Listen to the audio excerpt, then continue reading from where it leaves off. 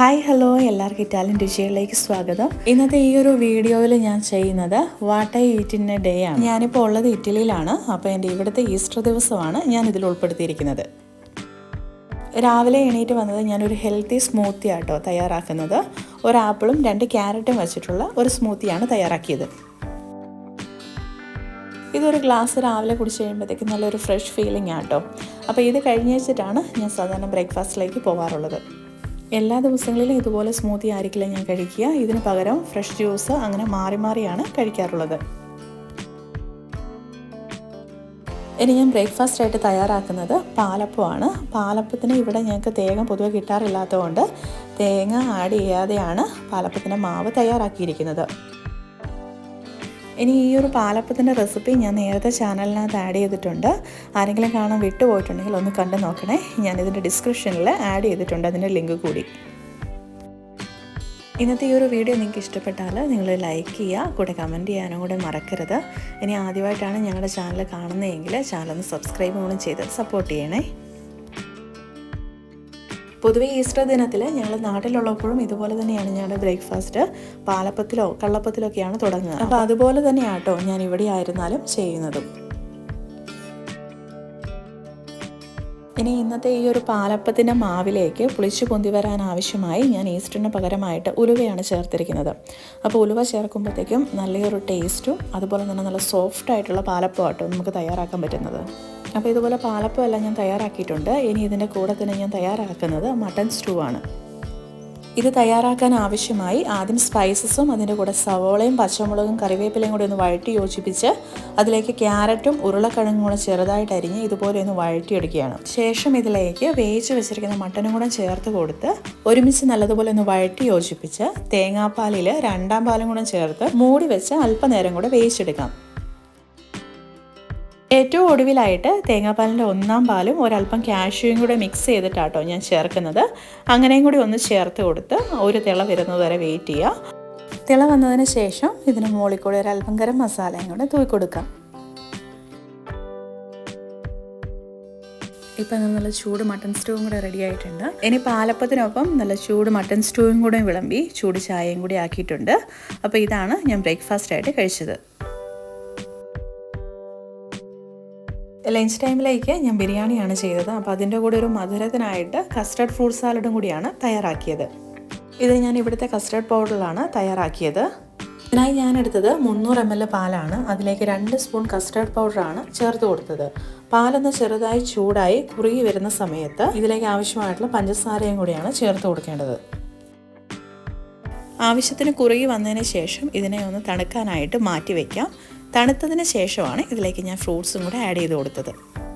ഇനി ഇതിലേക്ക് ഞാൻ ചേർത്ത് കൊടുത്തിരുന്ന ഫ്രൂട്ട്സ് ബനാന, ആപ്പിൾ, ക്യൂയി, ഒരു പിയർ, സ്ട്രോബെറി. അപ്പോൾ ഇത്രയാണ് ചേർത്തത്.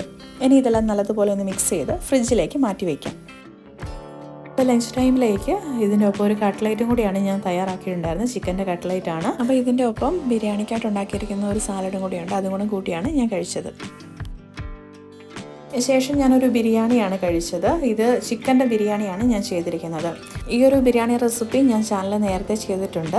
ചിക്കനും മഷ്റൂമും വെച്ചിട്ടാണ് ഞാൻ ചെയ്തിരിക്കുന്നത്. അതിൻ്റെ ലിങ്ക് ഡിസ്ക്രിപ്ഷനിൽ ആഡ് ചെയ്തേക്കാം.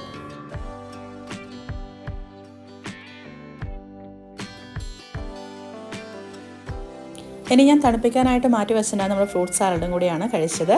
അപ്പോൾ ഇതെന്ന് പറഞ്ഞു കഴിഞ്ഞാൽ എനിക്ക് ഭയങ്കര ഇഷ്ടമുള്ളൊരു ഫ്രൂട്ട് സാലഡാട്ടോ. അപ്പോൾ ഇത് ഞാൻ എപ്പോഴും തന്നെ ഉണ്ടാക്കുന്നതാണ്. അപ്പോൾ ലഞ്ചൊക്കെ കഴിഞ്ഞ ശേഷം ഇന്ന് ഓഫ് ടൈം കൂടി ആയതുകൊണ്ട് ഫാമിലി ഒത്ത് ചെറിയൊരു ഡ്രൈവിനും കൂടെ പോയി.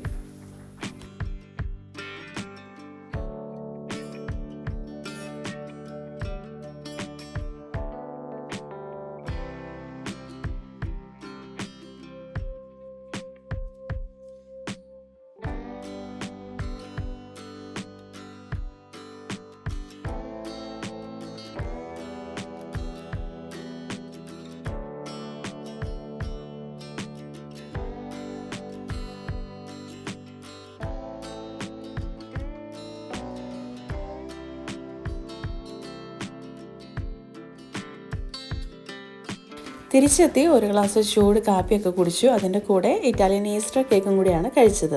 ഈ ഒരു കേക്കിന് ഇവിടെ പറയുന്നത് കൊളംബ എന്നാണ്. ഏകദേശം ഒരു പ്രാവിൻ്റെ രൂപമാണ് ഈ ഒരു കേക്കിനുള്ളത്.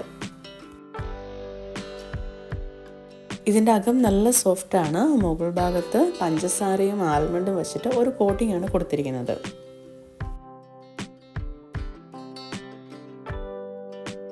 ഇതിനുശേഷം കുട്ടികൾക്കായിട്ട് പിസ്സ ബൈറ്റ്സ് കൂടി ആക്കിയിട്ടുണ്ടായിരുന്നു. ഞാൻ പാസ്ട്രി ഷീറ്റിലാണ് അത് ചെയ്യുന്നത്. ഈ ഒരു പാസ്ട്രി ഷീറ്റിൽ ഇതുപോലത്തെ ഒരു ബൗൾ കൊണ്ട് ഈ ഒരു ഷേപ്പ് ആക്കിയെടുത്ത് ഒന്ന് കട്ട് ചെയ്തെടുക്കുകയാണ് ചെയ്യുന്നത്. ഈ ഒരു പരുവത്തിൽ ഒരു 5 എണ്ണമൊക്കെയാണ് ഈ ഒരു പാസ്ട്രി ഷീറ്റിൽ നിന്ന് നമുക്ക് തയ്യാറാക്കാവുന്നത്. ഇനി ഇതിനെല്ലാം ഒരു ട്രേയിലേക്ക് അറേഞ്ച് ചെയ്തിട്ടുണ്ട്. ശേഷം ഒരു ഫോർക്ക് കൊണ്ട് ഇതിൻ്റെ അകത്തൊന്ന് കുത്തി കൊടുക്കുന്നുണ്ട്. നമ്മൾ ചേർത്ത് കൊടുക്കുന്ന പിസ്സ സോസ് ഒന്ന് ഇറങ്ങാനായിട്ട്. ഇതിലേക്ക് ആവശ്യമായിട്ടുള്ള പിസ്സ സോസ് തയ്യാറാക്കിയിരിക്കുന്നത് 300 ml ടൊമാറ്റോൻ്റെ പ്യൂരി, 1 സ്പൂൺ ഒറിഗാനോ, ആവശ്യത്തിന് ഉപ്പുപൊടി. അപ്പോൾ ഇത്രയും ചേർത്ത് ഒന്ന് മിക്സ് ചെയ്തെടുത്തിട്ടാണ് ഇത് ചെയ്തത്. ഇതുപോലെ എല്ലാം തയ്യാറാക്കിയതിന് ശേഷം 180 ഡിഗ്രിയിൽ ഒരു 10 മിനിറ്റ്സ് ആദ്യം ഇതിനെ ഒന്ന് ബേക്ക് ചെയ്യുക. ശേഷം ഇതിലേക്ക് മൊസറല്ല ചീസും കൂടെ ആഡ് ചെയ്തിട്ട് ഒരു 5 മിനിറ്റ്സും കൂടെ. അപ്പോഴത്തേക്കും പിസ്സ ബൈറ്റ്സ് റെഡിയാവും. ഇപ്പോൾ 10 മിനിറ്റ്സ് ബേക്ക് ചെയ്തെടുത്തിട്ടുണ്ട്. ഇനി അതിലേക്ക് മൊസറല്ല ചീസും കൂടെ ഞാൻ ആഡ് ചെയ്ത് കൊടുക്കുകയാണ്.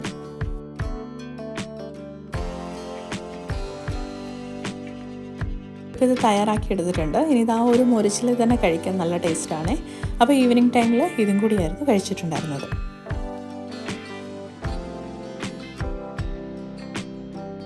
ഇനി ഡിന്നർ ഞാൻ തയ്യാറാക്കിയത് ഇറ്റാലിയൻ രീതിയിലാണ്. സിമ്പിളായിട്ടുള്ളൊരു സൂപ്പാട്ടോ ചെയ്തിരുന്നത്. ബ്രോദോ ഇൻ പസ്തീന എന്നാണ് ഇതിന് പറയുന്നത്. ഈ കാണുന്നതിനാണ് പസ്തീന എന്ന് പറയുന്നത്, പാസ്തയുടെ ഏറ്റവും ചെറുത്. അപ്പോൾ ഇത് വെച്ചിട്ട് നമ്മളൊരു സൂപ്പ് ഉണ്ടാക്കുകയാണ് ചെയ്തത്. ഞാൻ സൂപ്പിന് ആവശ്യമായിട്ടുള്ള വെള്ളം എടുത്ത് അതിനകത്തേക്ക് ഒരു ബീഫിൻ്റെ സ്റ്റോക്കാണ് ഇട്ട് കൊടുത്തത്. അതൊന്ന് തിളച്ചതിന് ശേഷം അതിലേക്ക് ആവശ്യത്തിന് പസ്തീന ചേർത്ത് കൊടുക്കുകയാണ്.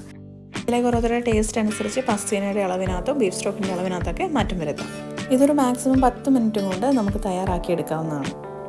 തയ്യാറാക്കി ആ ചൂടിൽ തന്നെ സെർവ് ചെയ്യും. ഇനി ഇതിലേക്ക് 2 ടീസ്പൂൺ പർമിജാനയും കൂടെ ചേർത്താണ് ഇത് കഴിച്ചത്. അപ്പോൾ ഇന്നത്തെ ഈ ഒരു വീഡിയോ എല്ലാവരും ഇഷ്ടപ്പെട്ടെന്ന് കരുതുന്നു. അപ്പോൾ എല്ലാവരോടും ബൈ.